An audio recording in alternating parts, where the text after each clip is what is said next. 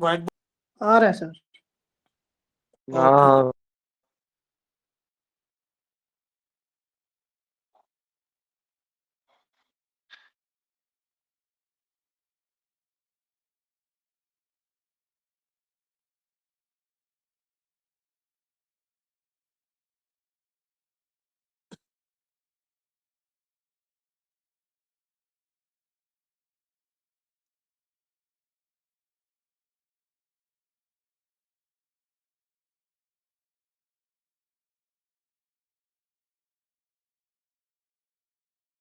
हाँ आज बेटा हमारा ये उर्दू का लेक्चर है।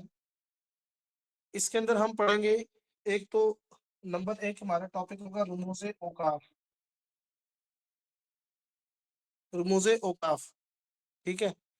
और दूसरे नंबर पे हम पढ़ेंगे जो असनाफे शेर, शेर की असनाफ क्या होती हैं। और एक हमने पढ़ना है जी असनाफे नज़म। अब पेपर में रुमूज़े औकाफ में से भी पूछता है, असनाफे शेर में से भी पूछता है वो, और असनाफे नज़म में से भी वो पूछता है आपसे, ठीक है। तो हम वन बाय वन इंशाल्लाह एक एक कुछ स्टार्ट करेंगे। रुमूज़े औकाफ और असनाफे शेर, असनाफे नज़म भी। लिखना चाहें बेटा आप लिख लें, या अगर आप जो है ना पीडीएफ चाहते हैं तो इंशाल्लाह आपको पीडीएफ में मिल जाएगा। लेकिन बेहतर यही होता है कि आप अपने अपने नोट्स बनाते जाएं, लिखते जाएं, ठीक है। तो चलिए जी, अब हम आगे बढ़ते हैं और अपना अपना टॉपिक स्टार्ट करते हैं जी। सबसे पहले रुमूज़े औकाफ।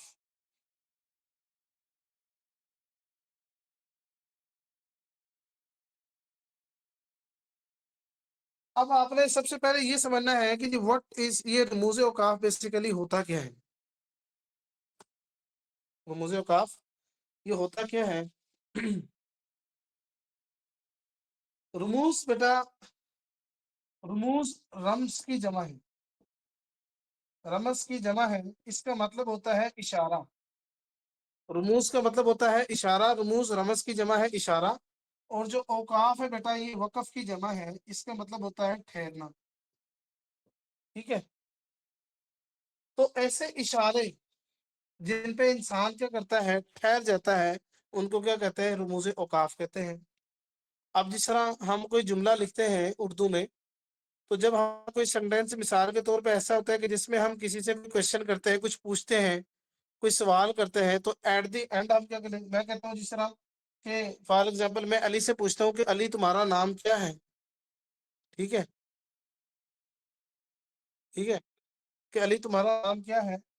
मैं ये सेंटेंस लिखता हूँ, मैं कहता हूँ जी अली से, मैं कहता हूँ तुम्हारा नाम क्या है।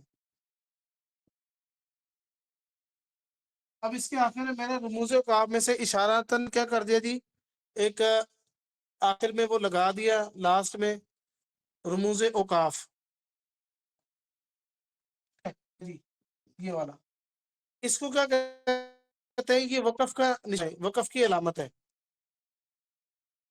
यहाँ अस्सलाम हम वालेकुम दिनेश सर। जी जी सर बच्चों के कैमरे ऑन है, इनको कहें ऑफ कर दें, और बाकी जिनके फुल स्क्रीन शेयर नहीं उनको कहें स्क्रीन पर डबल क्लिक करें व्हाइट बोर्ड पे, वो डबल क्लिक फुल स्क्रीन हो जाएगी आपकी। Okay okay. जीशान का कैमरा ऑन है, अब्बास का ऑन है, जुनेद का ऑन है, 3। और जीशान आप भी ऑफ करें कैमरा। मैं देखता हूँ सर, साथ साथ देख लेता हूँ। जिसका ऑन होगा इंशाल्लाह हम कर लेंगे सर। ठीक है सर, स्टार्ट कर दें आप। अच्छा जी, तो बेटा बात ये चल रही थी रुमूज़े औकाफ में बेसिकली क्या होता है कि जी इसमें हम ये देखते हैं कि हमने जो है ना जुमले के आखिर में लगाना क्या है बेसिकली। अब जुमले में मैंने जिस तरह यहाँ पर सेंटेंस लिखा है, जुमला आपके तुम्हारा नाम क्या है। अब इसके आखिर में हम सवालिया निशान लगाएंगे। इसको हम कहते हैं कि ये वकफ है, जहाँ पर हम ठहर जाते हैं, इसको रुमूज़े औकाफ कहते हैं बेटा, ठीक है। तो अब आप एक एक जो है ना हम हेडिंग्स पकड़ते जाएंगे और इंशाल्लाह इसको अच्छे तरीके से करते जाएंगे।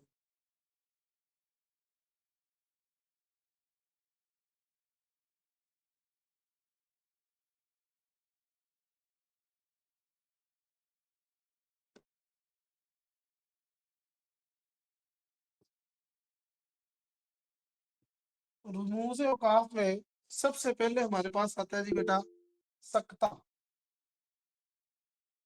सक्ता और ये इस दफा पेपर में एक पूछा हुआ था जी, सख्ता किसे कहते हैं। सख्ता जो है बेसिकली बेटा, इसकी अलामत को आप समझे, इंग्लिश में से कहते हैं जी कोमा, ठीक है, इंग्लिश में से कहते हैं कोमा, और इसकी अलामत ये होती है, उर्दू में जब लिखेंगे तो कोमा इस तरह लिखा जाएगा।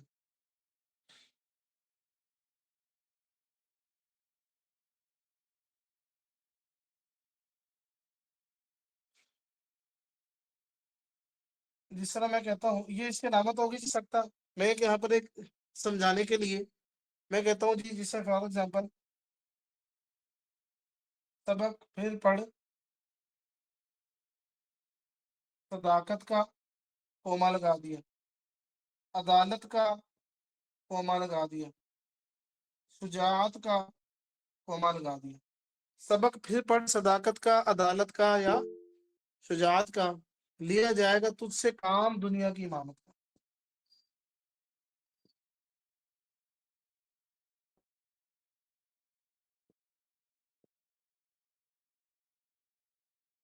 अब इसमें देखें कि हमारे पास यहाँ सदाकत का इसके बाद कोमा आया, अदालत का इसके बाद कोमा आया, शुजाअत का इसके बाद कोमा, सख्ता इसको कहेंगे सख्ता, ठीक है। तो यहाँ पर हम क्या इस्तेमाल कर रहे हैं, कोमा को इस्तेमाल कर रहे हैं, यानी उर्दू में इसको कहते हैं सख्ता।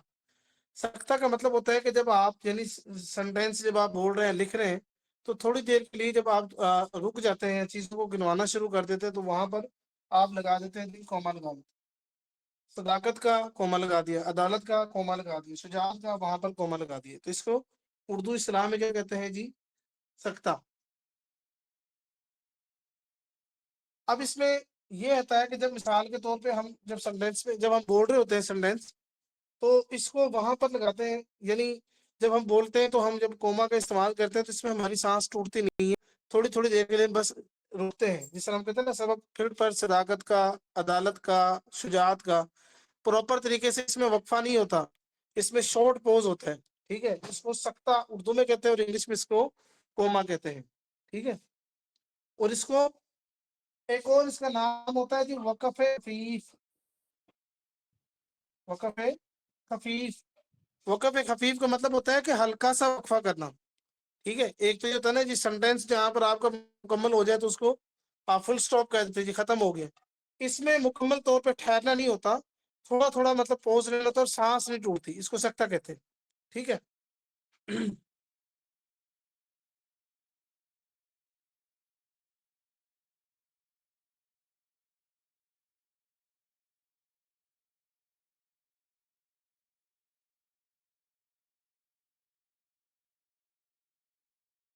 अब इसका इस्तेमाल कहाँ होता है कि जब आप पास कई चीजें हैं, आप उनको गिनवा रहे हैं, जिस तरह आप कहते हैं जी मेरे पास मोबाइल है कोमा, फोन है कोमा, लैपटॉप, ठीक है कोमा, और घड़ी है। जब आप एक ही तरह की चीजें आप गिनवाना शुरू कर देते हैं तो दरमियान में क्या करते हैं, छोटे छोटे कोमास लगाते हैं, ठीक है। इसी तरह जब एक सेंटेंस के अंदर ना दो क्लास पाई जाती है, यानी एक सेंटेंस के दो पार्ट हैं, तो सेंटेंस के एक पार्ट को दूसरे पार्ट से जुदा करने के लिए भी क्या करते हैं हम, वो लगाते हैं जी बेटा, सख्ता लगा देते हैं, ठीक है। जिस तरह मैं कहता हूँ कि ना नो मन तेल होगा, मुहावरा है, ना राधा नाचेगी,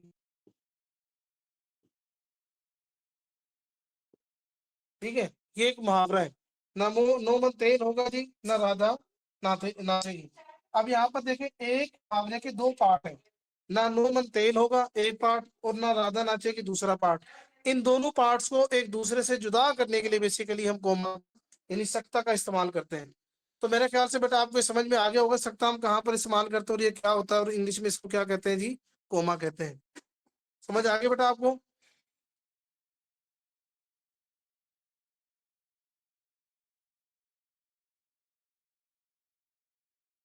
जी, अरीज, आफ्ताब, आयशा, आयशा बीबी और ये फरवाली, आप सबको समझ आ गया। Yes sir. Okay ji.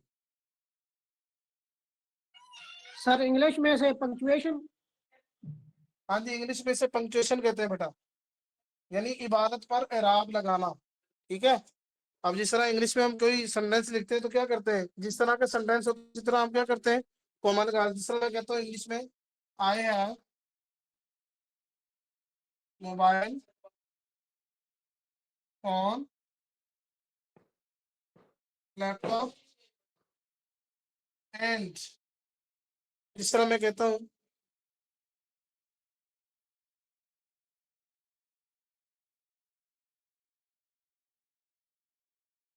I have mobile phone laptop and, जिस तरह मैं कहता हूँ जी बैग, ये लगा।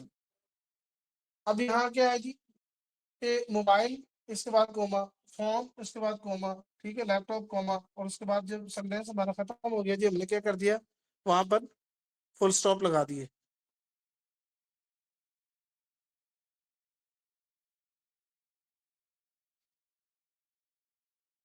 तो इंग्लिश में जिस तरह इसका इस्तेमाल होता है, उर्दू के अंदर भी बेटा इस्तेमाल होता है इसका।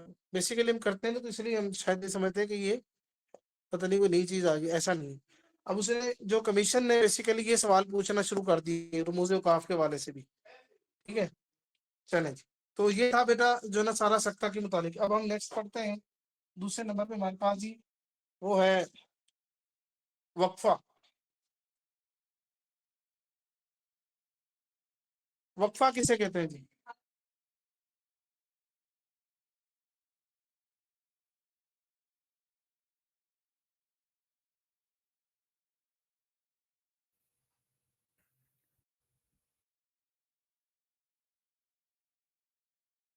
एक होता है जी बेटा वक्फा, और वक्फा जिस तरह हम इंग्लिश में कहते हैं सेमी कॉलन।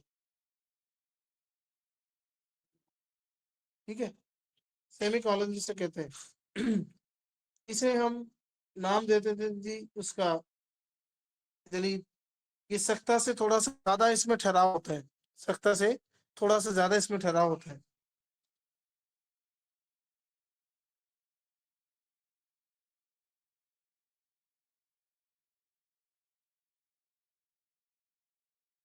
अब इसको लिखते हैं ऐसे, नीचे जिस तरह कॉमा लगाकर ऊपर डॉट लगा देते हैं, ये आपका बन जाएगा जी वक्फा। ठीक है, इसको निस्ब वक्फा भी कहते हैं।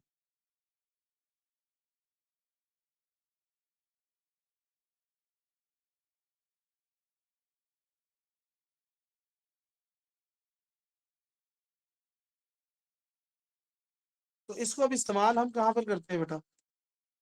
इसका इस्तेमाल वहां पर होता है कि जब जुमले में ना छोटे, जब एक बड़ा जुमला है, इसके अंदर छोटे छोटे जो है ना जुमले आ जाए। ठीक है, तो छोटे छोटे जुमले जो है ना बड़े सेंटेंस के अंदर तब यूज करते हैं कि जब हम, यानी जब फॉर्म पूरा पूरा अदा ना होता हो। ठीक है, तो इसीलिए हम छोटे छोटे जुमले इस्तेमाल करना शुरू कर देते हैं। तो एक जुमले के बाद हम क्या करते हैं जी, वक्फा लगा देते हैं, फिर दूसरा छोटा जुमला बोलते हैं, फिर उसके बाद वक्फा लगा देते हैं। तो वहां पर इसका इस्तेमाल होता है। अब ना उसे सवाल आपसे पूछना है जी वक्फा की अलामत क्या है? अब ये कोमा लगाकर, सेमी कॉलन लगाकर, ये अब आपसे पूछेगा कि जी मुद्दत से अलामात में से वक्फा की अलामत कौन सी है? तो बेटा आपने ये निशान लगा दिया जी, ये वक्फा की अलामत है। ठीक है, तो वहां पर इसका जो इस्तेमाल किया जाता है। अब इस तरह हम कहते हैं ना जी, जो करेगा सो भरेगा, जो बोएगा सो काटेगा। जो करेगा सो भरेगा। सर स्क्रीन ब्लर हो रही है।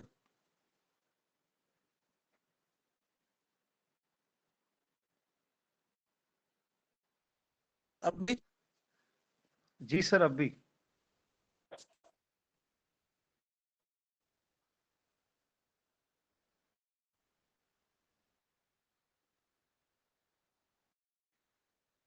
देखें,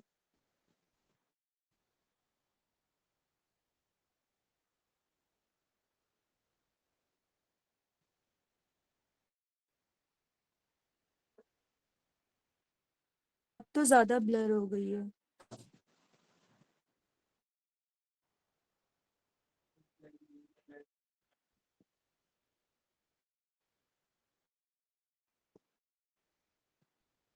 बेटा जो करेगा सो भरेगा, जो बोएगा सो काटेगा। अब जो करेगा सो भरेगा, ये सर सेंटेंस का एक पार्ट। सर अभी ज्यादा ब्लर हो गई है। ऐसे नेट तो मेरा बिल्कुल ठीक है।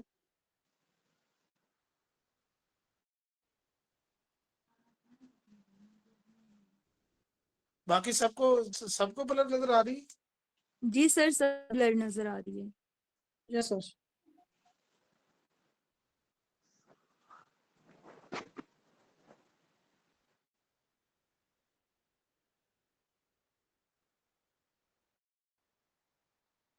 एक मिनट।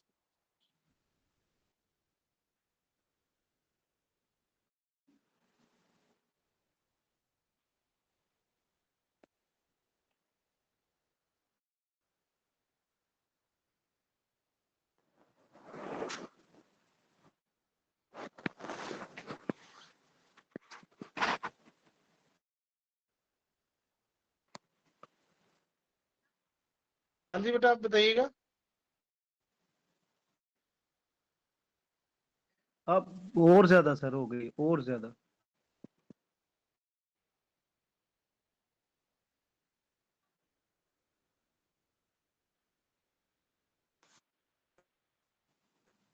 जी सर, पहले तो बिल्कुल क्लियर थी, अचानक कैसे हो शुरू गई? शुरू में क्लियर थी सर।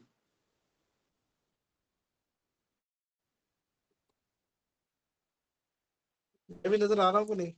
सर आप नजर आ रहे हैं लेकिन ब्लर नजर आ रहे हैं, पिक्सल फटे हुए आ रहे हैं। नेट भी मैंने जरा देखा है, नेट तो ठीक है। सो मे बी इंटरनेट कनेक्शन की वजह से हो ये ना। सर वो मैंने भेजे छोटे को देख के आते हैं चला।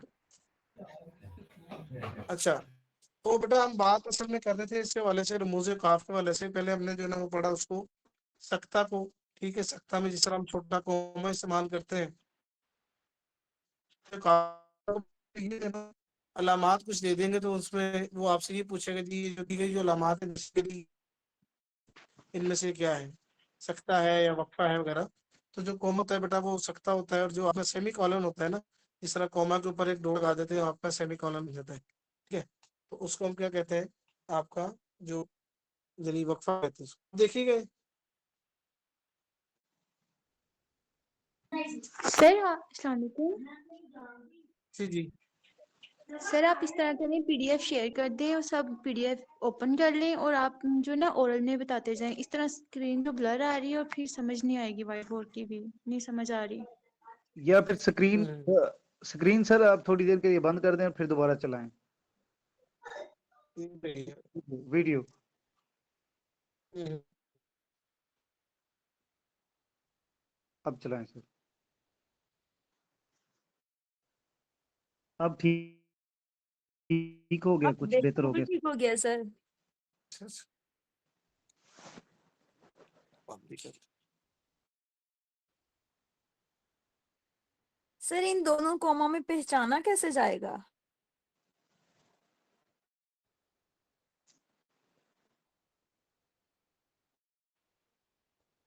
चलिए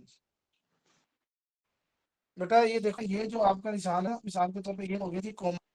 ठीक है, जो कोमा आपका सख्ता हो गया। जब कोमा पर आप डॉट लगवा आपको बन जाएगा वक्फा।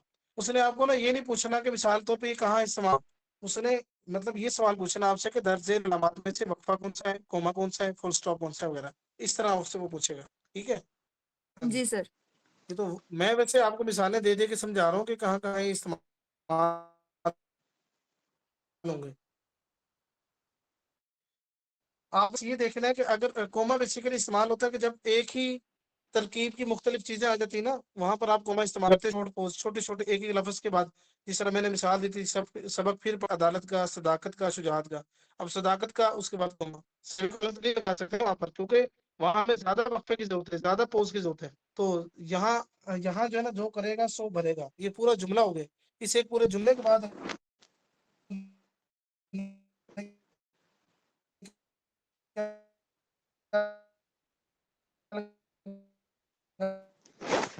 यहाँ पर ये आपका बेटा लग गया सेमीकोलन।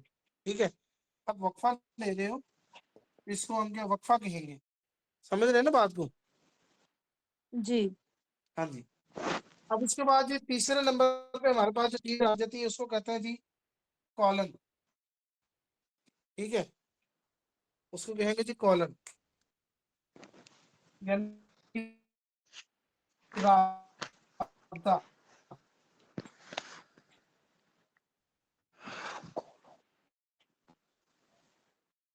राब्ता, इसके जो ऊपर नीचे डॉट लग जाते हैं दो, ये अलामत है इसकी। हमें वक्फा से भी ज्यादा आप राब्ता को इस्तेमाल करते हैं। समझ रहे हैं आप? राब्ता को कहाँ इस्तेमाल करते हैं? जहां पर आप वक्फा से ज्यादा ठहराव की जरूरत हो।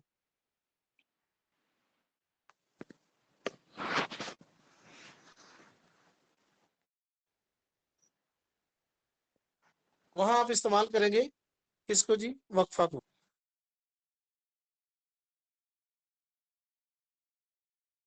अच्छा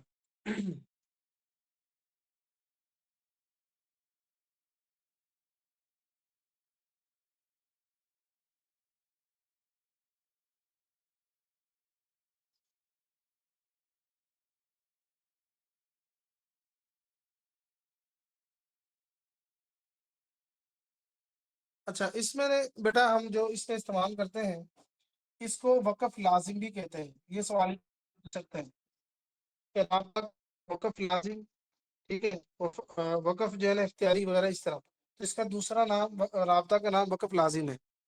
अब इसमें वक़्फ़ लाजिम इस्तेमाल तो इसको इस्तेमाल वहाँ करते हैं कि जब जुमले के किसी का ख्याल या बात की तशरीह या तस्दीक की जाती है।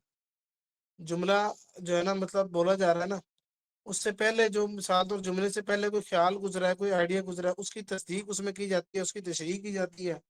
ठीक है, या जुमले के अंदर किसी ज़रबुल मिसल को बयान किया जाता है या कहावत को बयान किया जाता है। ठीक है, या कोई मिसाल के तौर पे कोई आइडिया है, अभी वो खत्म नहीं हुआ, उसको खत्म करने से पहले पहले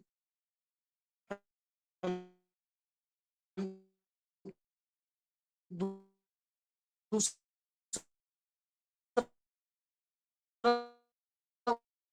कोई ख्याल बयान करने लगे थे। ठीक है, अब यानी एक सेंटेंस उसके अंदर डबल आइडिया को बयान कर रहे हैं ना, एक आइडिया भी खत्म नहीं हुआ तो हम उसी सेंटेंस के अंदर दो खत्म होने के बाद हम क्या करेंगे, इसको कॉलन को राब्ता को जो है ना लगाते हैं। अब मैं इसकी मिसाल के तौर पर करता हूँ कि हम कहते हैं ना सफर हाजिर हो, दिन रात हो, काम हो, तफरीह हो, अपनी सेहत का ख्याल रखो। ठीक है, तो मैं लिखता हूँ सफर या हाजिर हो, दिन हो या रात हो या हो, ठीक है, काम हो या तफरीह हो,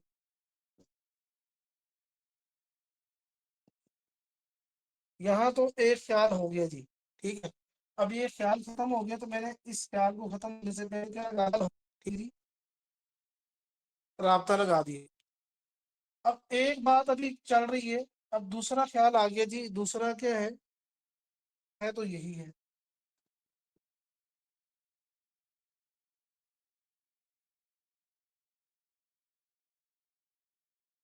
अभी सेंटेंस में दो पार्ट है, सफर हो या हजर हो, दिन हो या रात हो, काम हो या तफरीह हो।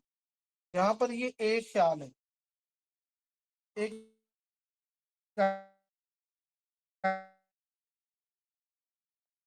आइडिया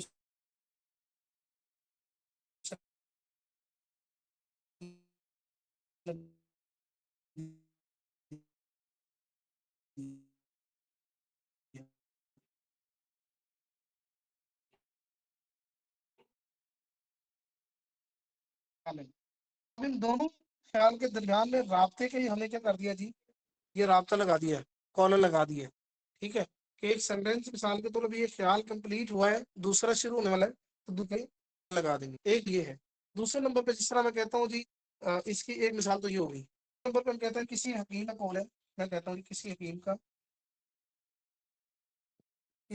का कौल है। ठीक है, अब हकीम का जो कौल है ना, ये तो एक ख्याल है। ठीक है, अब आगे जो उसका कौल है मैं वहां लगाता हूँ, आप आज महाकाश।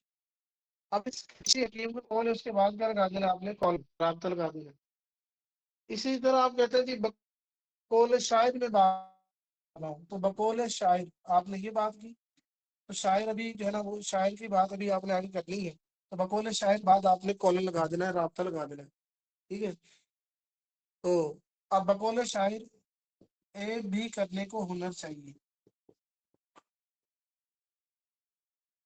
हकीम का कौल, शायर का कौल, इस तरह के फलां जो है ना राइटर का, मुसन्निफ की बात, फलां की बात, तो इस तरह के जब हम हेडिंग, तो उस बाद में क्या करते हैं, जिस तरह हम अपनी हेडिंग देते हैं ना, हम लिखते हैं जी हमें कोई लिखते लिखते कोई शेर याद आ गया तो शेर की हेडिंग देके कॉलम लगा देते हैं, वहां इसलिए हम कॉलम लगाते हैं। शायर के कौल के बाद हकीम के, इस तरीके से मैं कहता हूँ कि जनाब जिस तरह हम कहते हैं ना सच तो ये है, सच है कॉलन, गया वक्त हाथ नहीं आएगा, गया वक्त हाथ नहीं आएगा, इसके बाद भी जो है ये हम क्या लगाते हैं, कॉलम लगाते हैं। तो रुपये के लिए बेसिकली जो है ना जो अलामत इस्तेमाल करते हैं, तो उसको उर्दू में राब्ता ही, इंग्लिश में उसको कॉलन कहते हैं बेटा। इसकी मेरे ख्याल से आप सबको समझ में आ गई होगी।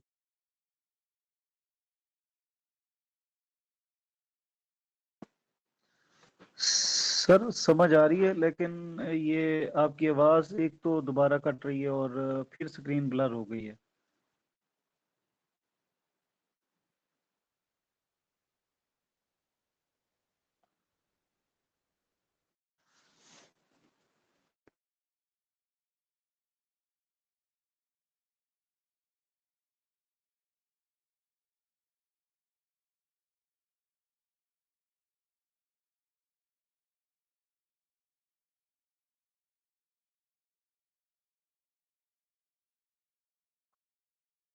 आवाज सही नहीं आ रही मेरी?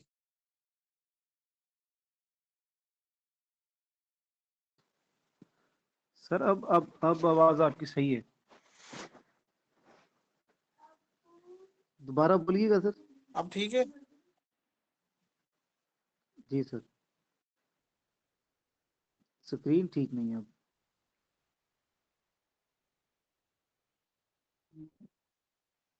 आगे जी बेटा सबसे ठीक है, ठीक है, जिस तरह हम कहते हैं कि जिस तरह जानवरों के नाम मुंदरजा झेल हैं, फलां चीज की जो है ना वो डिटेल मुंदरजा झेल है, तो दर्ज झेल हस्बे हस्बे झेल, हस्ब झेल के बाद आप इस तरह लगा देते हैं दर्ज झेल।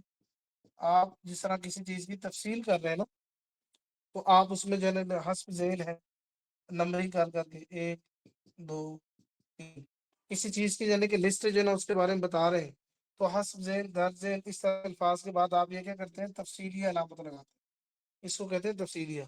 2 डॉट लगा के और सामने ये निशान लगा देते हैं, इसको तफसीलिया कहते हैं। ठीक है, समझ में आ गया बेटा आपको ये?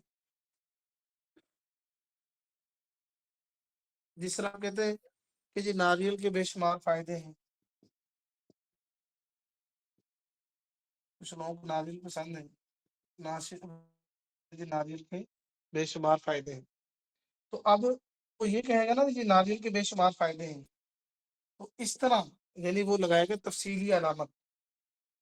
अब उसने यहाँ पर 1 बाय 1 इस तरह बता दिया कि जी पहला फायदा ये, दूसरा ये, तीसरा ये, तो वहां तशरीह करने से पहले, तफसील से पहले, किसी भी चीज को तफसील यानी उसकी वजाहत करने से पहले, एक्सप्लेनेशन देने से पहले इस तरह की अलामत तो इस्तेमाल होती है, 2 डॉट लगाकर ये वाली जो है ना, इसको कहते हैं तफसीलिया। अब आपको पेपर में उसने कमीशन में सवाल किया था, उसने सवाल ये देना है कि जी यहाँ पर ये अलामत है, फुल स्टॉप, कॉमा, और इसी तरीके से जो है ना ये वक्फा, और ये राब्ता, और ये जनाब तफसीलिया। ये देखिए, आप परेशान ना हो, मैं इंशाल्लाह आपको जो है ना इस तरह के एमसीक्यू सॉरी क्विज आके सेंड करूंगा, प्रैक्टिस आपकी हो जाएगी। अब वो आपसे पूछेगा जी दर्ज झेल अलामात में से जो है ना तफसीली अलामत कौन सी है, तो आपने इसके ऊपर क्लिक कर देना जी, ये है, समझ रहे बात? अगर उसने कहा जी कॉलन अलामत कौन सी है, तो आपने ये लगा, उसने कहा जी वक्फा कौन सा है, तो आपने ये लगा दिया, उसने कहा जी कोमा कौन सा है, यानी सकता का है, तो आपने ये लगा दिया, और वक्फ लाजिम यानी कि जो है ना फुल स्टॉप का है, वो ये आपने मतलब इस तरीके से आपने यहाँ उसको लगा देना है। तो अभी तक मतलब जो है कि अपनी 4 हो गई है जी। ठीक है, सख्ता जिसको वक्फ खफीफा कहते हैं। और इसी तरीके से जो है ना कि दूसरे नंबर पे हमने जो है वो वक्फा किया, फिर जो है ना ये कॉलन यानी राब्ता जो है ना वो किया, और उसके बाद ये तफसीलिया ये हो गया अब तक। आगे जी जो आपका जो होता है ना ये जो फुल स्टॉप है, इसको उर्दू में कहते हैं फुल स्टॉप का, ये 4 हो गए बेटा। फुल स्टॉप को उर्दू में कहते हैं जी खत्मा। क्या कहते हैं जी फुल स्टॉप को? खत्मा। ये डॉट लिख देता है जो जुमला खत्म हो गया है, तो आप क्या कर देंगे जी जुमले को जी खत्म हो गया, उसको खत्मा कहते हैं उर्दू में, इंग्लिश में उसको फुल स्टॉप कहते हैं। तो मसलन दुनिया दारुल अमल है, दुनिया जो है ये बेसिकली एक्शन प्लेस है, कॉमर्स प्लेस। तो अब यहाँ पर ये जुमला पूरा खत्म हो गया तो हमने खत्मा लगा दिया।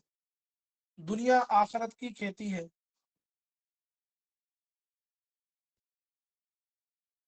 फुल स्टॉप लगा के खत्म कर दिया, खत्मा। इसी तरीके से मैं एक मेहनती तालिब हूँ, फुल स्टॉप लगा दिया। तो अब यहाँ पर भी खत्मा, यहाँ पर भी खत्मा, यहाँ पर भी खत्मा। बस आपने ये ध्यान में रखना है कि खत्मा कहाँ इस्तेमाल होता है, जहाँ आपने फुल स्टॉप का इस्तेमाल करना होता है, बेसिकली जब सेंटेंस आपका कंप्लीट हो जाता है उस वक्त आप इस्तेमाल करते हैं। ठीक है, अच्छा।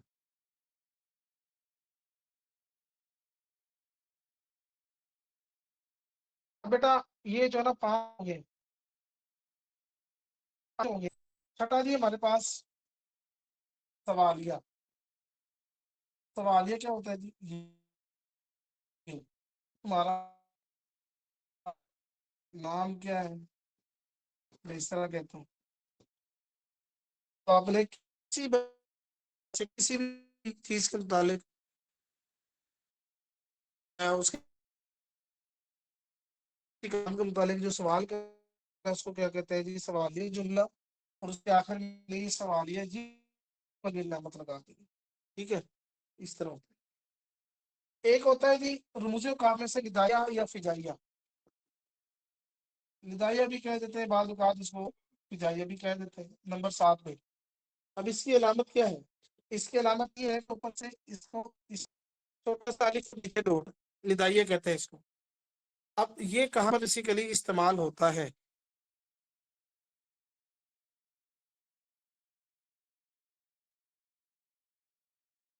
ये बेटा आपका जो है ना इस्तेमाल होता है कि जब किसी को बुलाना, मुखातब करना मकसूद होता है, इसको इस्तेमाल करते हैं। ठीक है, जिस तरह कहते हैं ना, सर बोर्ड ब्लर हो गया सर दोबारा। ये चल रहा है, कैमरा बंद कर दें।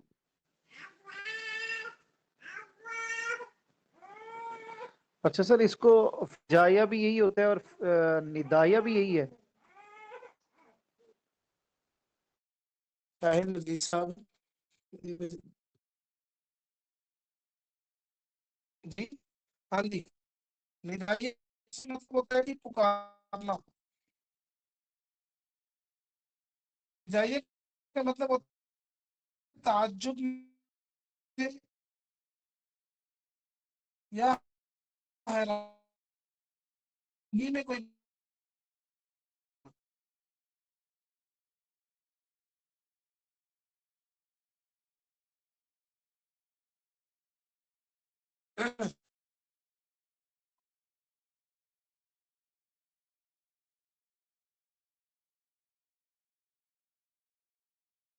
ठीक समझ आ रहा है आपको? शोर तो नहीं आ रहा मेरी तरफ से?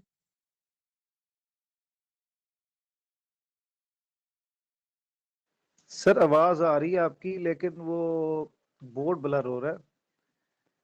बातें तो समझ जी आ बेटा रही ये हैं पॉइंट सर। आपको समझ में आया निदाया फिजाइया वाला? अभी पहले सर ये आप दोबारा सर सर जी जी निदाया सर, निदाया और फिजाया दोबारा बता दें, निदाया किसको कहते हैं और फिजाया किसको कहते हैं? मैं बता रहा हूँ, एक मिनट।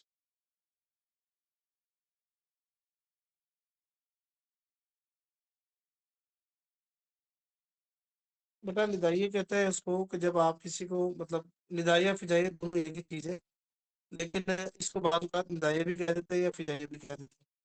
जब आप किसी को मुखातिब कर रहे हैं, पुकार रहे हैं, बुला रहे हैं ना अचानक से, जिस तरह हम कहते हैं ना, वाह हम मैच जीत गए, हुर्रा हम मैच जीत गए, फिर इस तरह का आप क्या कहते हैं। या आप किसी को मुखातिब करते हैं, अहमद इस्लाम ने कहा, बात सुनो, ठीक है। तो अहमद के बाद आप क्या करते हैं, अहमद कहने के बाद आप इस तरह का जो है वो उससे जो अलामत लगाते हैं उसको निदाइया कहते हैं। समझ लो, अहमद बात सुनो, इस तरह, ठीक है। इसी तरीके से जिस तरह कहता है ना कि अजीज तुलबाए कुरान,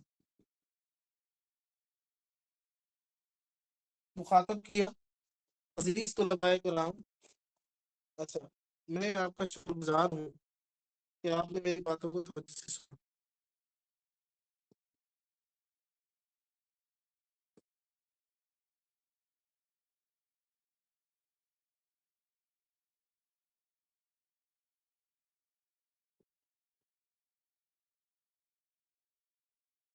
अब ये सेंटेंस बेटा मैंने लिखा कि अजीज तलबाए किराम के मैं आपका शुक्रगुजार हूँ कि जी आपने मेरी बातों को तवज्जो से सुना।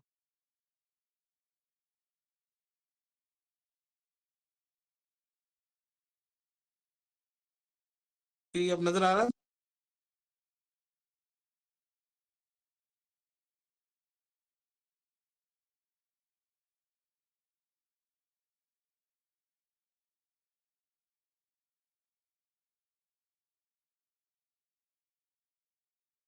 ओके। अब यहाँ अहमद के बाद मैंने पीछे क्या लगा दिया जी, निदाया। इसी तरह अजीज तलबाए किराम के बाद भी निदाया। तो जब मैंने के ताज्जुब में, हैरानगी में या किसी को मुखातब करना मकसूद हो तो वहां पर आप लगा देते हैं। ये समझ में आ गया आपको?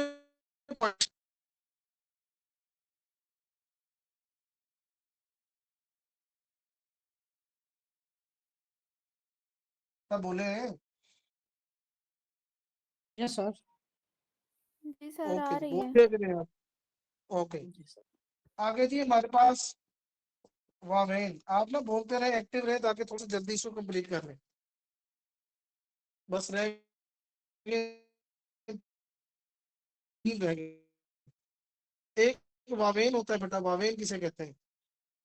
वावेन कहते हैं जी हम जिस तरह इंग्लिश में कहते हैं जी इन्वर्टेड कॉमास को, अब ये उर्दू में कहते हैं जी वावेन को, यानी उल्टे 2 वाव लगा देना, ठीक है। अब इसके इस्तेमाल हम यानी कहाँ पर करते हैं? इसके इस्तेमाल करते हैं कि जब आप लिखते लिखते आपको कोई शेर याद आ गया, या किसी किताब का वाला जो है ना आप दे रहे हो, और वही हू बहू लाइन वो जुमला आप लिखने जा रहे हैं, जो ने सर उर्दू में आप मजमून ले रहे हैं ना बेटा, क्योंकि आपने पीएमएस को पेपर देना है। तो उर्दू में क्या करते हैं आप, यानी लिखते लिखते आप मजमून लिख रहे हैं तो आपको कोई शेर याद आ जाता है, या किसी की कोई बात याद आ जाती है, कहीं भी कोई जुमला कोई याद आ जाता है आपको, हू बहू उन्हीं अल्फाज के साथ जब आप उनको लिखते हैं उसको आप क्या करते हैं जी, दोनों यानी जो है ना दोनों तरफ आप वावेन लगा देते हैं, यानी जिसको कहते हैं जी इन्वर्टेड कॉमास बेसिकली। तो इन्वर्टेड कॉमास आप लगा देते हैं, ठीक है। आप जैसे फॉर एग्जांपल जो है ना कोई जो है ना बात लिख रहे थे तो अल्लामा इकबाल का कोई शेर आपको याद आ गया, तो उस शेर को आप लेकर लिख देना है कि दरमियान में लिख देना, जिस तरह फॉर एग्जाम्पल समझाने के लिए कि मोहम्मद से वफा तूने तो हम तेरे हैं, ये जहां चीज क्या है, सब लोगों के नाम तेरे हैं।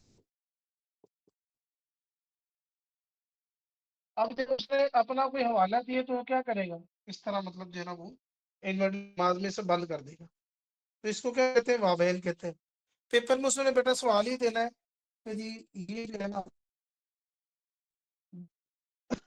दर्ज है अलामत कौन सी है, ठीक है। या वो कह देगा कि ये जो अलामत है ना, ये जो अलामत है, ये कौन सी है। अब नीचे वावेल का एक ऑप्शन दिया होगा, सकता का ऑप्शन दिया होगा, और वक्फा का ऑप्शन दिया होगा। ठीक है, तो इसका क्या जवाब है बेटा?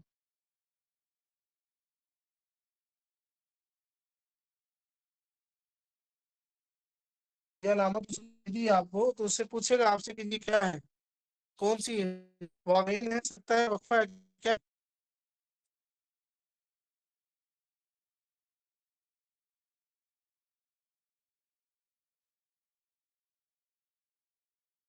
जी निदा बेटा। सर वावेन है।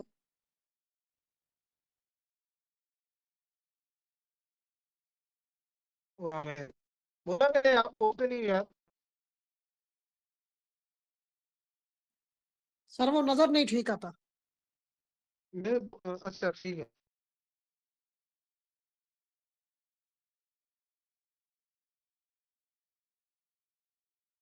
अच्छा, उसके बाद ही हमारे पास नेक्स्ट वावेल के बाद एक कोसेन है और एक खत है।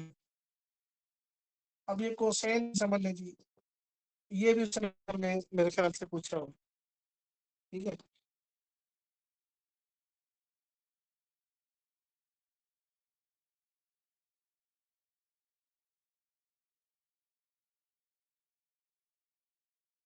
अब इंग्लिश में इसको कहते हैं जी ब्रैकेट। इंग्लिश में कहते हैं इसको ब्रैकेट। और ये इंग्लिश में भी हम कहाँ इस्तेमाल करते हैं? इसको हम इस्तेमाल करते हैं जिस तरह हम कहते हैं ना जी, मैं कहता हूँ जिस तरह कि जो माय हाउस, मेरा जो घर है। अब मैं क्या करता हूँ जी, मैं ये लिख देता हूँ, where I live in is marginalised. अब इन से लिखा है my house where I live in is marginalised, कि मेरा जो घर है जहां मैं रहता हूँ वो क्या है जी, वो हो गया। मार्जिनलाइज्ड का मतलब होता है जी डिस्टेबल हो जाना, पुअर कंडीशन हो जाना, समझ आ गया? इस तरह माइजरेबल हो जाना वगैरह। तो अब ये सेंटेंस यहाँ पर लिखा है ना, ये बेसिकली बेटा इसकी दूसरी करने के लिए मतलब इसकी जरूरत नहीं थी लिखने की, लेकिन फिर भी इसको लिखना हो तो इसको क्या कहते हैं कि इस सेंटेंस को मतलब जो नाम कहते हैं एक्स्ट्रा सेंटेंस पार्ट, इसको हम ब्रैकेट में करके लिखते हैं। अब इस घर की मैंने वजाहत इसके अंदर, तो उर्दू में यानी कहते हैं जुमलाए मोतरजा इस सेंटेंस को, कि जो दरमियान में आ जाए, अलग से कोई सेंटेंस आ जाए दरमियान में, उसको हम ब्रैकेट में लिख देते हैं। समझ आ गई? तो जो ब्रैकेट होती है ना बेटा, इस तरह भी हो जाती है ये, और ऐसे भी होती है। तो इसको उर्दू में क्या कहते हैं? कोसेन कहते हैं। नजर आ रहा है आपको?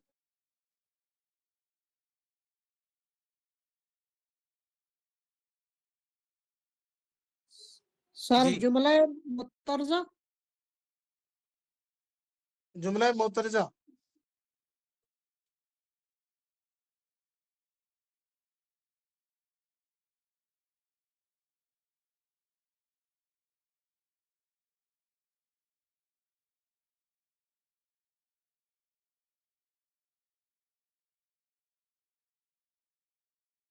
समझ आ गई बेटा इसकी? हाँ जी, यस सर। ओके। तो इसमें यानी उर्दू में जिस तरह मैं कहता हूँ कि मैं महमूद साहब, ठीक है, जिनके भाई तहसीलदार हैं, को बाइक पर जाते हुए देखा। मैंने महमूद साहब जिनके भाई तहसीलदार हैं को बाइक पर जाते हुए देखा।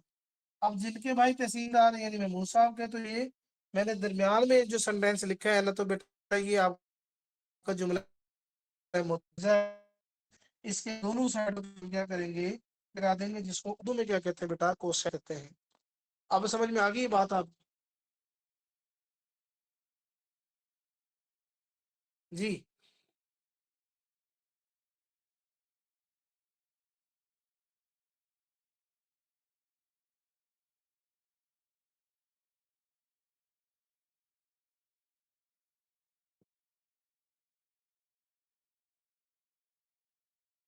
आगे जी हमारे पास आखिरी है जी टॉपिक में से खत।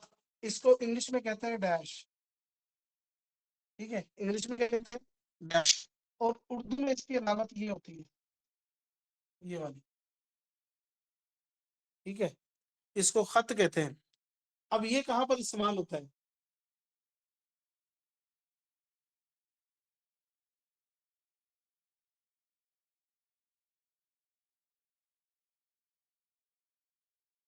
हम इसको इस्तेमाल करते हैं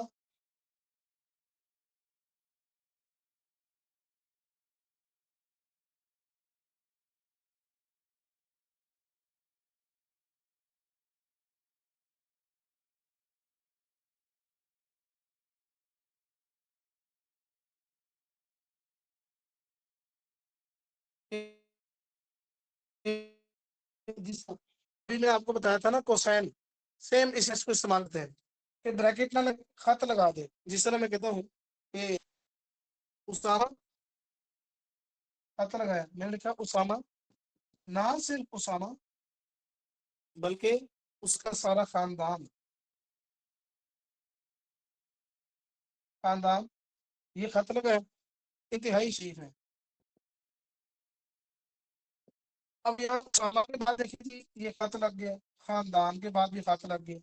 तो जिस तरह मैं समझाया था कि जुमला मुतरजा के तौर पर, ठीक है।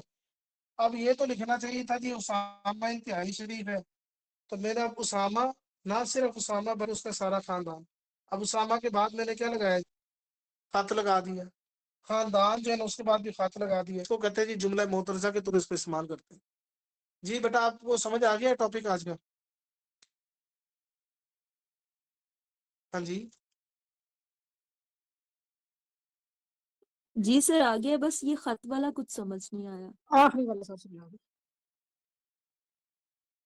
जिस तरह बेटा मैंने अभी पहले बताया था ना कोसाइन को जहाँ इस्तेमाल करते हैं ना कोसाइन को, इसी जी तरीके जी से हम कोसाइन की जगह पर हम जो है ना वो खत को भी इस्तेमाल कर सकते हैं। तो सही। सॉरी, खत कोसाइन कह रहा, हाँ जी, कोसाइन की इन्वर्टेड जगह पर कॉमा। हम यानी कोसाइन, हाँ, जुमला मुतरजा यानी कि जिसकी जरूरत नहीं होती लेकिन फिर भी हम उसको लगा देते हैं।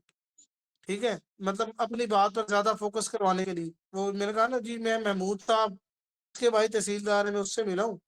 ठीक है, इस तरीके से आप भी मतलब हम आम अपनी जुबान में भी इसको इस्तेमाल करते हैं। ठीक है, तो मैं कहता हूँ जी उसामा तो उसामा, बस सिर्फ उसामा बल्कि उसके जो सारा खानदान है। तो ये जो इस तरह की यानी जो हम लगाते हैं एलिप्सिस लगा दिए, डैश लगा दिए और ये कोसाइन लगा देना, बेसिकली इससे क्या होता है कि सेंटेंस के अंदर बेसिकली एक एम्फसाइज करना होता है। ये आपकी यानी कि सेंटेंस की ब्यूटी को ना इनहेंस कर देता है। इससे सेंटेंस अच्छा मतलब बना रहता है। समझ आई? जी। जी बेटा अब आप जो क्वेश्चन करें इसके मुतालिक जो आपको समझ ना आए हो।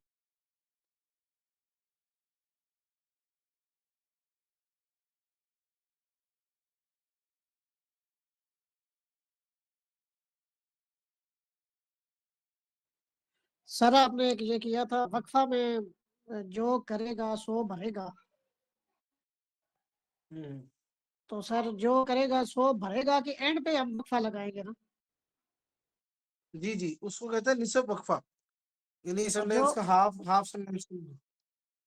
जी जी, और सर जो बोएगा सो काटेगा, उसके एंड के भी लगाएंगे या ये हाफ में ही लगेगा? नहीं नहीं, वो तो सेंटेंस ही खत्म हो गया ना, वहां तो हम लगाएंगे खत्मा, फुल स्टॉप। जी सर। वो तो बात ही पूरी होगी ना। ये बेसिकली हाफ। सेंटेंस के दो पार्ट हैं। जी सर। और जो है ना कॉलन, कॉलन बेसिकली लगाते हैं यानी जिसको हम कहते हैं राबता। जिस तरह शायर का हम कहते हैं जी, जिस तरह के शायर कहते हैं, जिस तरह के मुसन्निफ कहते हैं, सच तो ये है, हकीकत तो ये है, इस तरह के बाद हम क्या करते हैं जी कॉलन लगाते हैं इस तरह के अल्फाज के बाद। और सर जो तफसीलिया में तफसील, सर हम्म, इसका भी इंग्लिश में है कोई तफसीलिया का भी कोई? तफसीलिया का जी सर। यानी सेम इसी तरह ही कहते हैं जिस तरह ये कॉलन था, कॉलन टाइप इसी तरह मतलब इसको कहते हैं। जी सर। हम्म, और सर निदाइया और फिजाइया एक्सक्लेमेटरी मार्क, एक्सक्लेमेटरी मार्क्स। हाँ जी, इंग्लिश में सर एक्सक्लेमेटरी मार्क्स, यानी एक्सक्लेमेटरी मार्क्स यानी जिस तरह हम सडन फीलिंग्स को शो करते हैं, when we show our sudden feelings, sudden ideas, यानी अचानक से हमारे माइंड के अंदर आ जाते हैं और हम क्या करते हैं, उन यानी के आइडियाज का इजहार करते हैं। ठीक है, जिसको कहते हैं ना, अल्लाह ना करे किसी बंदे की डेथ हो, कहते हैं यार वो फलां बंदा है, वो फौत हो गया, ओफो, हाय अफसोस। ठीक है, इस तरह बंदा हाय अफसोस, तो हाय अफसोस के बाद क्या लगाएंगे, यही लगाएंगे, एक्सक्लेमेशन मार्क लगाएंगे। और फिर निदाया या इसको कहते हैं फिजाइया। फिजाइया बेसिकली क्या होता है, अचानक से जो अंदर से आपके जो है ना वो इजहार माफी जमीर होता है, अचानक से इंप्रेस चेंज होते हैं, तो आप क्या करते हैं कि अपना कोई सेंटेंस बोलते हैं तो वहां पे लगाते हैं। निदाइया में होता है कि जब किसी को मुखातिब करते हैं। जी सर निदाइया दुआ तो नहीं होती? निदा निदा, हाँ जी, मुखातिब करना, पुकारना, जिस तरह हम कहते हैं या अल्लाह, ठीक है ना, या अल्लाह मदद फरमा, या अल्लाह हम ये कर, मतलब अल्लाह ताला से मुखातिब होकर बात कर रहे होते हैं वहां भी निदा में। जिस तरह हम कहते हैं जनाब, आपने वो देखी होगी वो एप्लीकेशन, वहां पर हम क्या कहते हैं, जनाब आली लिखकर क्या लगाते हैं सामने, फजाइया। फिजाइया, यानी कि निदाइया लगाते हैं जनाब आली ना, मुखातिब करने के लिए उसको निदाइया बोल देंगे। ठीक है, तो बेसिकली चाहे वो निदाइया वाली हालत हो चाहे फिजाइया वाली हालत हो, दोनों सूरतों में हमने यही सिंबल इस्तेमाल करनी है। निदाइया बेसिकली इंग्लिश में एड्रेस करना, किसी को मुखातिब करना, और फिजाइया बेसिकली सडन फीलिंग्स को शो ऑफ करना। और कोई क्वेश्चन बेटा इसके मुतालिक, और बाकी लोग भी बोला करें आप सब। जी सर ठीक है, समझ आ गया। अच्छा, क्वेश्चन क्वेश्चन ना करने की ना दो वजूहत हो सकती है बेसिकली, या तो सारा ही समझ आ गया या फिर कुछ भी नहीं समझ आया। सर ये जो जुमला होता है may you live long, sir ये भी निदाइया होगा? हाँ, ये दुआया है, दुआया दुआया, वो अलग है सर? नहीं वो सिंबल यही होगी। निदाइया उसमें भी दुआ ही है ना, दुआ में क्या होता है, पुकार नहीं होता है, मतलब मुखातिब करना, पुकारना, दुआ मांगना। निदाइया दुआ होता है, किसी को मुखातिब करना, ये दुआ करना। दुआ में भी तो अल्लाह सर ताला, जी जी, जी जी, पूछे पूछे, एंड एंड पे सर फिर लगेगा ये वाला, फर्ज जी करें जी, मे एंड यू पे लिव लगी। लॉन्ग। हाँ जी, जी आप सर। दुआ मांग रहे हैं या किसी को मुखातिब कर रहे हैं, किसी बंदे को मुखातिब कर रहे हैं, तो बेसिकली आप निदा कर रहे हैं। अल्लाह को मुखातिब कर रहे हैं तो वो आपकी दुआ बन जाती है। बात ये है, कान इधर से पकड़े, उधर से पकड़े, हमने जो ये देखना है ना, वो हमसे ये पूछे ना कि जी ये जो है ना निदाइया की अलामत कौन सी है। ठीक है, तो नीचे जो अलामतें लिखी होंगी ना, तो आपने देखना है कि जनाब ऊपर से नीचे डॉट लगा है, तो ये आपकी निदाइया की अलामत है, उसको आपने कर दी। ठीक है, अभी इतना ज्यादा वो घुमाता नहीं है, वो सिर्फ अलामत देखे ना, वो बस वो पूछता है कि जी किसकी अलामत है। तो आपने परेशान नहीं होना कि जी वो जुमला दे के पूछेगा जी यहाँ कौन सी अलामत लगनी, यहाँ कौन सी अलामत लगनी, इतना वो यानी कॉम्प्लिकेटेड नहीं करेगा सेंटेंस को। ठीक है ना, क्योंकि यहाँ कोई हम कोई उर्दू की डिग्री थोड़ी कर रहे हैं, हमारा बेसिकली मकसद ये है कि जी हमें चीजों की बस मोटी मोटी पहचान होनी चाहिए। क्या ख्याल है?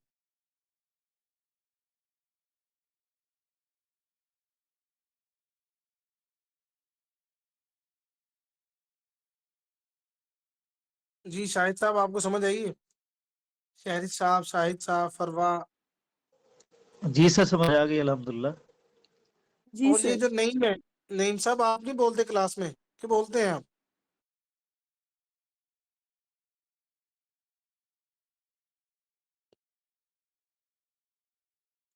आप लोगों की कितनी तैयारी होगी शाहिद?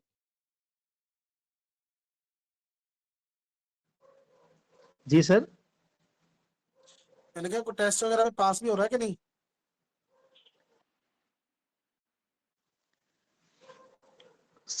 इंशाल्लाह। अभी अप्लाई तो हमने, मैं तो सर छोटी सीटों पे मैंने अप्लाई किया हुआ है। पास किया था अभी तक आपने? अच्छा अच्छा, नहीं सर, कोई टेस्ट कोई पास टेस्ट नहीं। वगैरह दिया आपने? मैंने सर, जी सर, नैब तहसीलदार का दिया था सर। अच्छा, तो नहीं जी पास जी, हुआ? नहीं सर। कितना मेरिट बना था उसका? उसका मेरिट का तो पता नहीं, मेरे ख्याल में कोई 74 बड़ा बना था शायद, लेकिन मेरे 34 तक थे तकरीबन। मैंने फिर किसी वो देखा ही नहीं मेरिट क्या बना है कि नहीं बना, किसका बना है क्या। मेरा फर्स्ट एक्सपीरियंस था तकरीबन। हम्म। जी सर। कोई बात नहीं बेटा, अगर 34 आ रहे हैं ना तो इसका मतलब ये है कि इंशाल्लाह इसको 34 को डबल कर लो, अल्लाह खैर करेगा, परेशान नहीं होना। बस मैं पहली दफा ये तैयारी एकेडमी क्या है ज्वाइन ना, की है मैंने। हाँ तैयारी है ना बेटा जी जी बोले। मैंने कहा पहले खुद तैयारी करता रहूं ऐसे ही, मतलब हम्म। तो ड्यूटी भी करता रहूं और फिर जो है ना ये मतलब तैयारी भी करता रहूं, ऐसे ही जाके तुक्का लगा के जो है ना दे के आया हूँ सारा। अभी तो माशाल्लाह ये एकेडमी मैंने ज्वाइन की है तो मुझे काफी जो है ना मतलब एक्सपीरियंस हो रहा है, इंशाल्लाह। तो तैयारी भी हो रही है माशाल्लाह। गुड। बस यार जी टाइम जी। देते रहो इसको ना, जो यहाँ से सीख लेते हो उसको ना बस रिवीजन करते रहो, पढ़ते रहो, इंशाल्लाह जो है ना कि टाइम आएगा कि जो है ना वो सारे टेस्ट पास होना शुरू हो जाएंगे। अब ये पूरा टॉपिक क्लियर हुआ है आपका, रुमूज़ इक़्लाब का सारा क्लियर हो गया, ठीक है। अब इसमें से कोई भी क्वेश्चन आपको आए और डेफिनेटली उसने एक आधा तो लाजमी डालना ही होता है इसमें से, इस टॉपिक में से। इससे पहले मैंने वो जो करवाए थे आपको स्नाफ करवाई थी, जो नावल ड्रामा वगैरह ये सारी चीजें जो करवाई थी, उसमें से भी कोई एक आधा वो डाल देता है। एक इसमें से जो है ना वो कोई क्वेश्चन जो है ना वो उसने फाइनल करने ही करना होता है। तो टॉपिक अल्हम्दुलिल्लाह हमारे प्रॉपर तरीके से क्लियर हो रहे हैं, ठीक है। तो कल की जो इंशाल्लाह मैं एक और जो है ना आपके साथ क्लास रखूंगा, ये तो चूंकि बच्चों के साथ एक डेमो क्लास टाइप थी, तो उसमें हमने इंशाल्लाह ना नेक्स्ट उर्दू के ना, कल आप सब लोग रेडी रहिएगा। कल उर्दू के इंशाल्लाह 8 से 10 पास पेपर्स करने, ठीक है बेटा। जी सर इंशाल्लाह। हाँ जुनेद जी साहब, जी जी।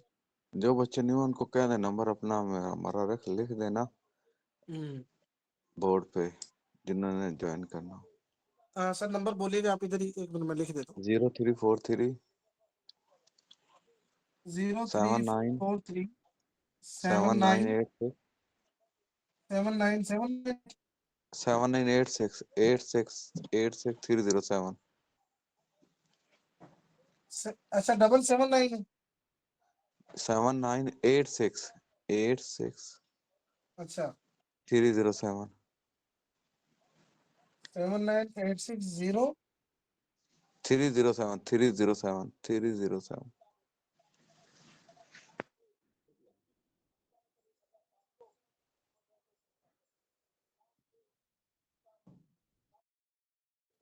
आवाज आ रही है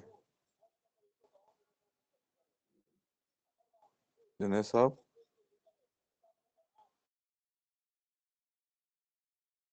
अच्छा ठीक है जी। 7986307 भाई साहब नंबर है, किसी ने कुछ करना उससे ठीक है बोले। जी जी आ रही है।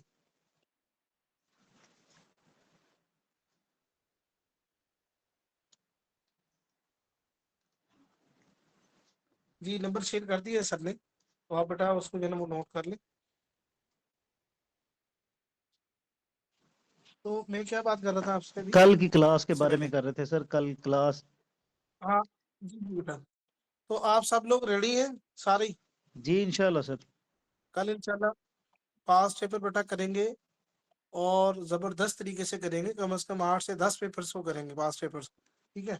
इंशाल्लाह। इसका बस एक था ये करने के जी, उर्दू में कोई नंबर ना कटे बस हमारा, सही है ना। जी सर। तो बेसिकली ये ना एक बेहतरीन किस्म की बुक अगर आपने लेनी है तो ले लें। पीएमएस का भी जो है अगर आपने अप्लाई करना है तो ये बुक बड़ी बेहतरीन किस्म की है, ठीक है। इसकी पिक्चर भी आपको शेयर कर दूंगा ग्रुप के अंदर ही।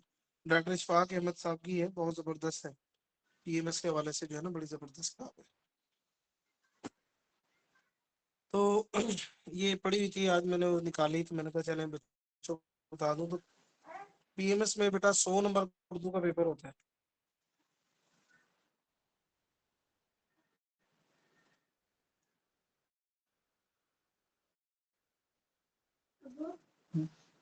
अब हमारे ना आगे जो है वो टॉपिक के अंदर जो चीजें हैं ना वो रह गई है, बस हमारी मुहावरे हैं और ज़रबुल अमसाल है, ठीक है बेटा।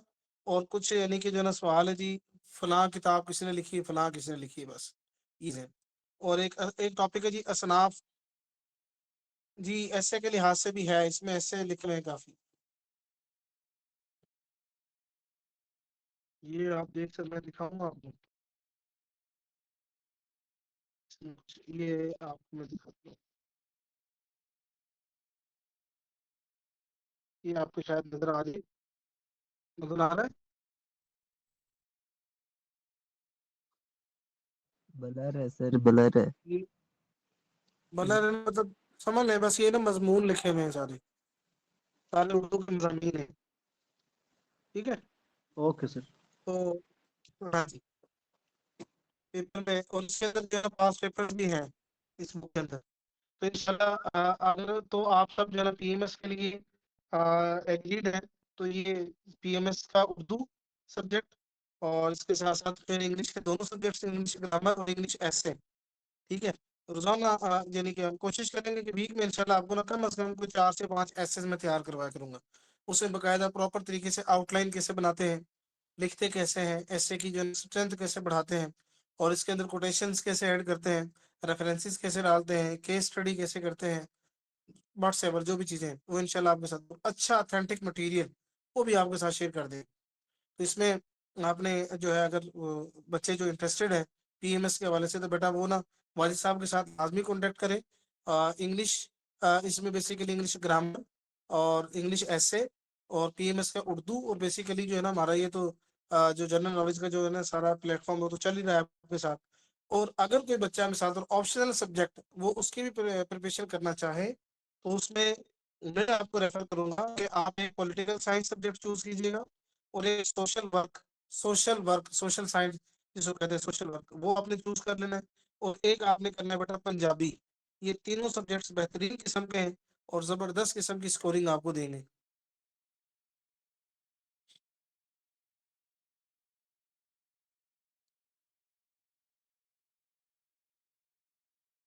पीएमएस के हवाले से किसी के जहन में कोई क्वेश्चन हो बेटा पूछते हैं।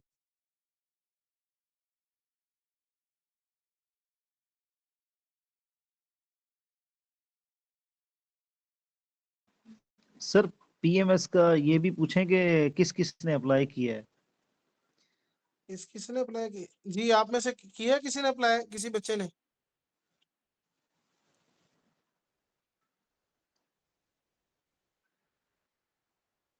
अगर अभी नहीं किया तो जिनकी मतलब जो इसमें क्या रिक्वायरमेंट क्या, मेरे ख्याल ग्रेजुएशन मांगी इन्होंने, बीए बीएससी वाले कर सकते हैं अप्लाई, ऐसे ही है ना?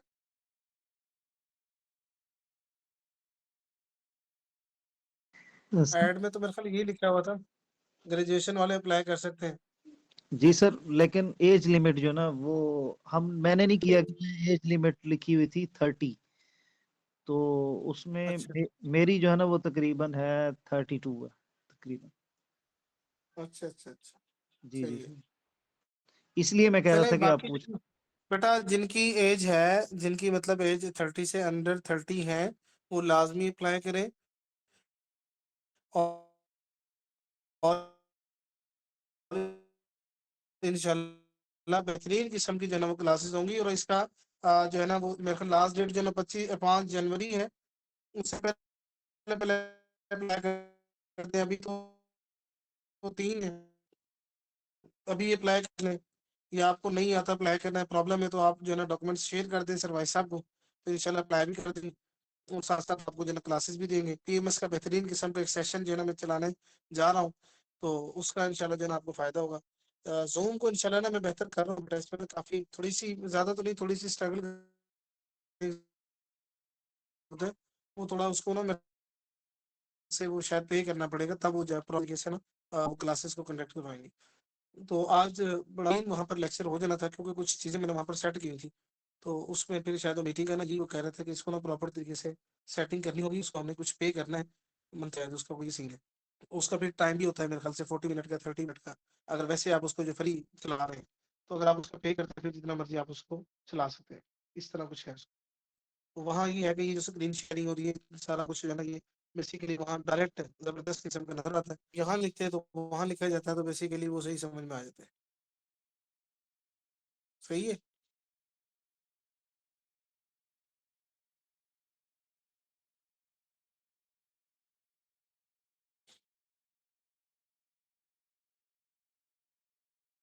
चलिए बेटा वाइंड अप करते हैं क्लास को।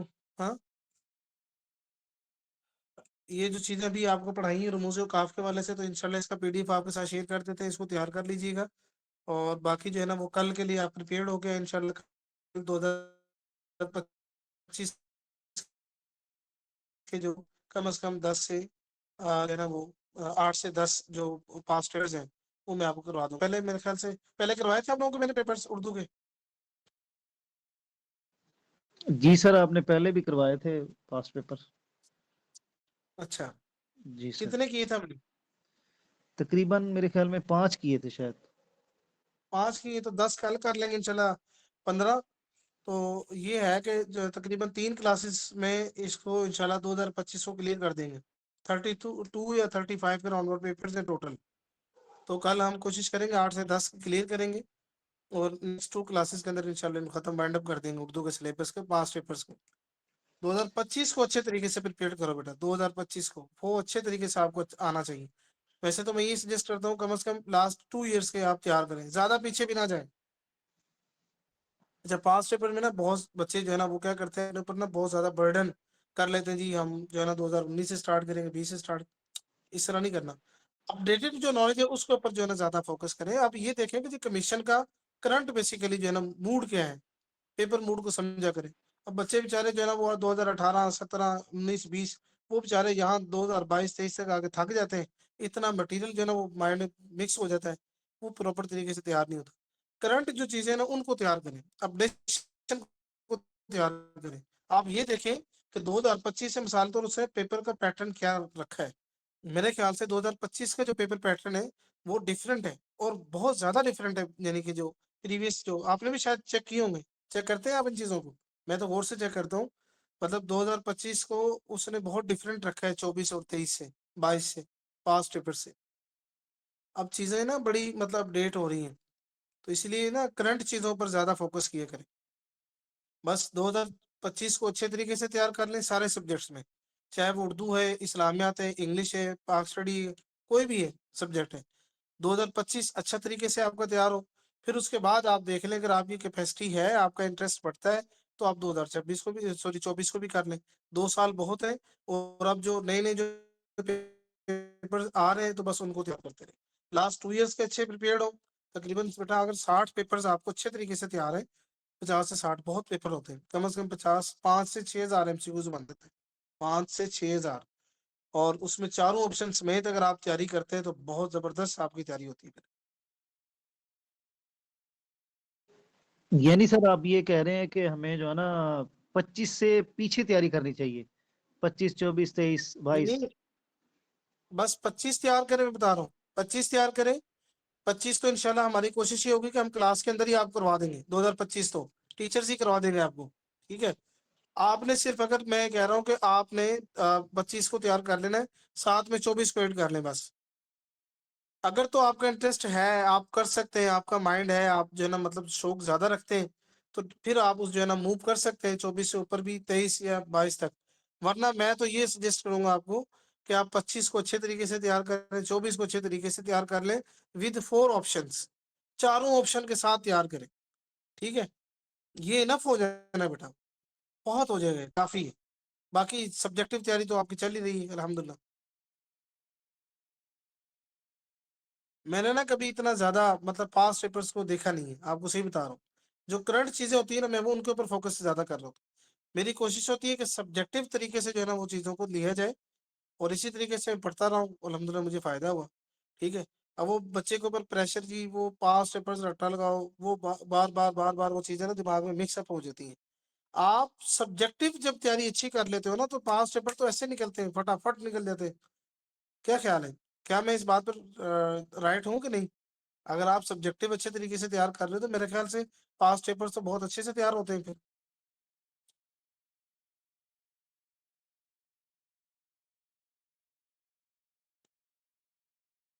इसकी सीधी सी आप मिसाल यूं लगा लें कि जैसे अब आपने रमूज़ काफ पढ़ लिए ना बेटा, सारे आपको समझ आ गई। अब आप देखें पास पेपर 2019 20 21 22 23 24 उर्दू के, सिर्फ उर्दू में जहां भी आपको रमूज़ काफ नजर आएगा, आपने ऐसे फटाफट कर लेना है। क्यों? क्योंकि आपको टॉपिक क्लियर है। जब आपको टॉपिक क्लियर है तो आप जितने मर्जी पास पेपर्स उठा के पढ़ लें, फिर तो मसला ही नहीं है। हाँ, अगर आपके भाई सब्जेक्टिव ही क्लियर नहीं है तो फिर आप 2019 तो क्या 2009 से भी शुरू करेंगे ना, तब भी आपको प्रॉब्लम बेटा बननी ही बननी है, जब आपका वो टॉपिक ही क्लियर नहीं है।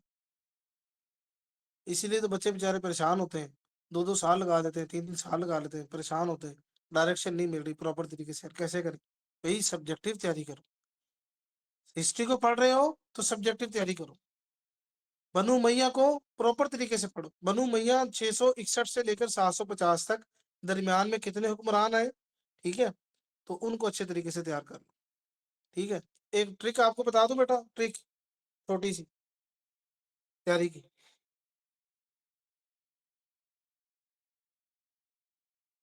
जी बस ये लास्ट में बता के आपको मैं खत्म करता हूँ, समझा दूं बेटा?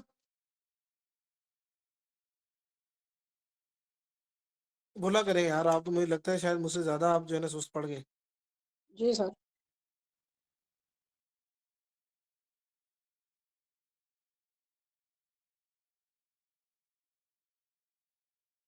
देखें, आप हिस्ट्री को पढ़ रहे हैं, अब मैं आपसे एक सवाल करता हूँ जी, बनु मैया में जो 5वें हुक्मरान थे उसका नाम बताएं। आपने जितना मर्जी बनु मैया को पढ़ा हो, आप हैरान होंगे एक दफा। क्या ख्याल है?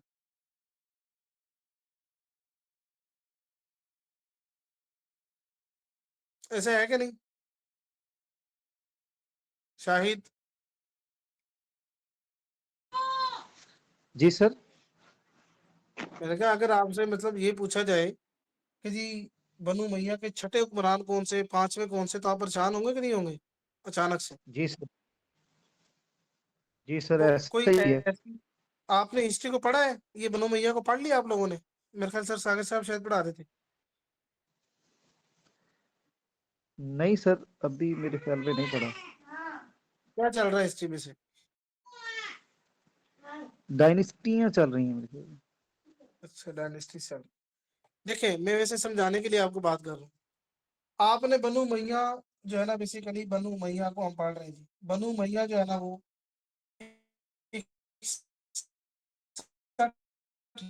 661 से लेकर 661 ईस्वी से लेके और 750 तक जाता है, ठीक है। अब इसमें वो सवाल पूछ देता है जी, हु वाज द फिफ्थ, ठीक है, फिफ्थ रूलर ऑफ बनु मैया। बनु मैया का जो 5वां रूलर था वो कौन था? बंदा परेशान होता है यार कि मुझे तो पहले का नहीं पता, 5वां मतलब मैं कैसे बताऊंगा। ट्रिक बनाया कर बेटा, ट्रिक जो है ना बड़ी जरूरी चीजें होती है, ये ना वैसे तो आपको नहीं याद होता है, ट्रिक से याद होती है चीजें। आपने ना 3 लफ्ज बना लिए, मयमऊ, सई, हुवैम। मीम से बन गया जी माविया, या से बन गया जी यजीद, ऐन से बन गया जी फॉर एग्जाम्पल अब्दुल मलिक, वाव से बन गया जी वलीद, सीन से बन गया जी सलमान बिन अब्दुल मलिक, फिर आइन से उमर बिन अब्दुल अजीज, या से फिर यहाँ पर आ गया जी यजीद, हा से बन गया जी हशाम, वाव से बन गया फिर यहाँ पर एक वलीद बिन उमर आ जाएगा, और मीम से बन गया जी मरा बिन मोहम्मद। अब देखें, अब जो मर्जी आप निकाल लें। हाँ जी, 5वां हुक्मरान कौन है? मीम या आइन वाव 4 और ये सीन 5, सीन से बन गया जी सलमान, तो Salman is the right answer. क्या ख्याल है? 1 मिनट में बनू मैया याद, 1 मिनट भी नहीं लगा, 30 सेकंड में याद आपको।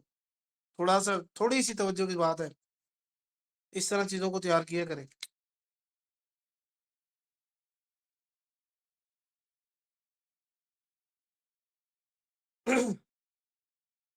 अब इसको आपने रट्टा कैसे लगाना है? 680 से, सॉरी से 661 से लेकर 80 तक माविया, 80 से 85 यजीद, 85 से फिर 86 मेरे ख्याल जो है ना वो अब्दुल मलिक, फिर उसके बाद जनाब ये वलीद जो है ना वो 85 से 705, 705 से लेकर 15 सलमान, फिर उमर बिन अब्दुल अजीज 15 से जनाब ये 17, 17 से फिर 20, 20 से 23, 23 से जनाब 43, 43 से 44, 44 से 45 और आखिर में जी 50 तक, 45 से 50, ये बनु मैया ने हुकूमत की है।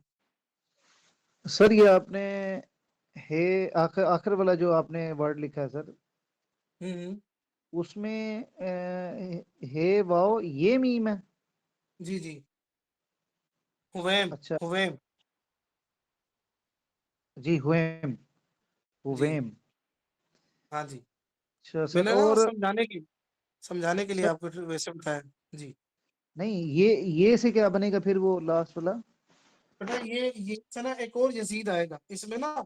यजीद एक शुरू में आएगा मयमू, एक दरमियान में आएगा सही में, और एक हुवैम में आएगा। 3 यजीद हैं, फादर नेम अलग अलग है।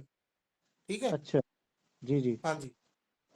और वलीद भी इसमें 2 आएंगे, एक मयमू में आएगा और एक लास्ट में आएगा।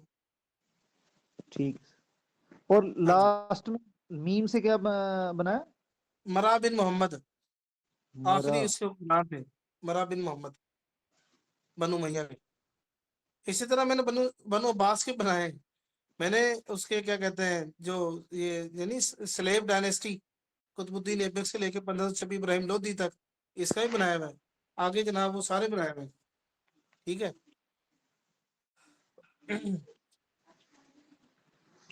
ये इसके में सर से कम आपसे कोई 5-6 सवाल भी पूछता है। ये उसे सर पूछता ऐसे है जी, जो अकबर बादशाह जो है उसने इबादत खाना कब बनाया था जी? 1574, 1570, 1575, 1580 है। अब बंदा अकबर वो सब पढ़ लेता, लेकिन ये परेशान हो जाता है यार, ये कब बनाया था, क्या मकसद था इसका। इंटरव्यू में क्वेश्चन कर सकते हैं आपसे।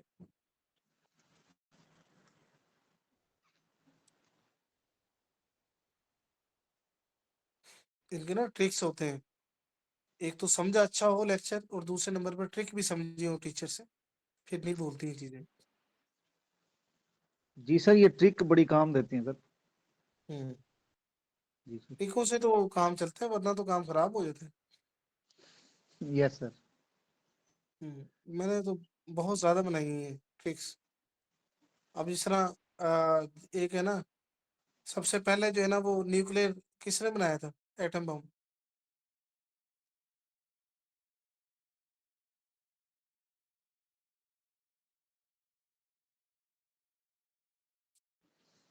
पता नहीं सर। जी, क्या बोले? सर अमेरिका ने नहीं बनाया, और दूसरे नंबर पे? रूस। तीसरे?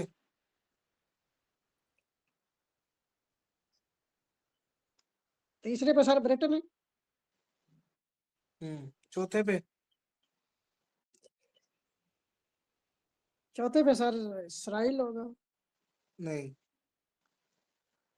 फ्रांस। फ्रांस। पांचवे पे?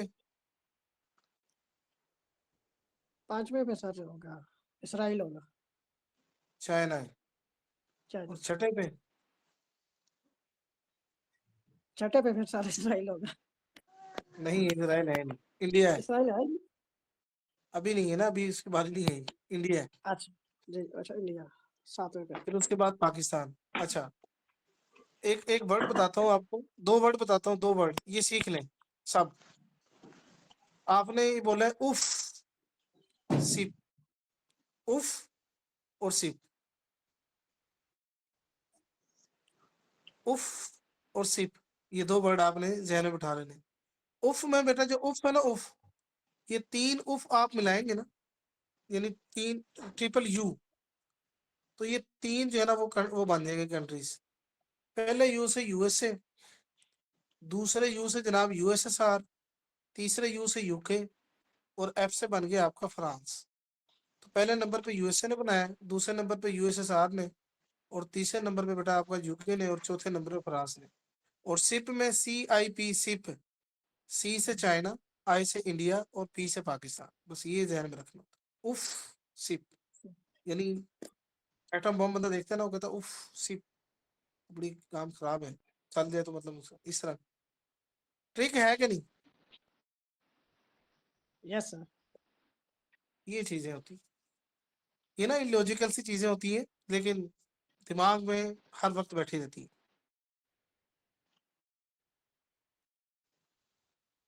चले जी, अब जो है क्लास को वाइंड अप करते हैं बेटा। तो इंशाल्लाह इस तरह जो है ना, इन ट्रिक से बना बना के जो है ना वो सारी चीजें वाइंड अप कर लेंगे, सीख लेंगे जल्दी जल्दी, विदाउट वेस्टिंग आवर टाइम। और जल्द ही इंशाल्लाह जो है ना सारा सिलेबस कवर कर लेंगे। मैं तो बाकी टीचर से भी कहता हूँ कि यार ना साथ साथ पास पेपर्स को भी लेके चले बच्चे, ताकि जो है ना प्रॉपर तरीके से वो उनकी अच्छी तैयारी हो जाए। तो इंशाल्लाह हम इसी तरीके से जो है ना वो लेके चलेंगे। मेरे जितने भी सब्जेक्ट्स मुझे मेरे पास है ना, तो इंशाल्लाह आपको जो है ना 2025 तो मैं कंफर्म इंशाल्लाह आपको तैयार करवा दूंगा। इसके चाहे वो 32 पेपर हैं, चाहे इसके 35 हैं, 40 जितने भी हैं, तो सारे मैं करवा दूंगा। इंग्लिश के भी, उर्दू और इस्लाम में। Okay sir. ओके जी बेटा, चलें ठीक है, लंबी होगी क्लास। कोई मसला नहीं सर, बड़ी इंपॉर्टेंट बातें हुई हैं। हाँ, बोर तो नहीं हो जाते आप मेरी क्लास में? नहीं सर।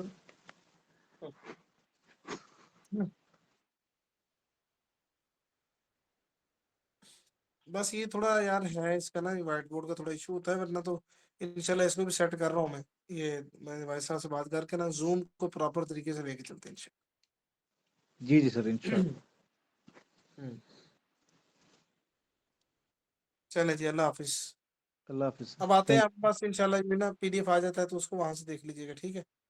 कुछ मैं आपको ना मतलब वो बने बनाए एमसीक्यूज भी आपको शेयर करता हूँ ग्रुप के अंदर, आप एक दफा वो भी देखें, रुमूज़ काफ के मुतालिक ना एमसीक्यूज है वो आप चेक कीजिएगा। जी। Okay. Okay, thank you sir. अल्लाह हाफिज। अल्लाह हाफिज। कल क्लास में आ जाइएगा टाइम से सब। कल की क्लास इंशाल्लाह कोशिश करेंगे 7:30 से 8:30 तक रखेंगे। 7:30 से तकरीबन 9 बजे तक इंशाल्लाह। 1.5 घंटे में इंशाल्लाह ये 8 से 10 पास पेपर कर लेंगे।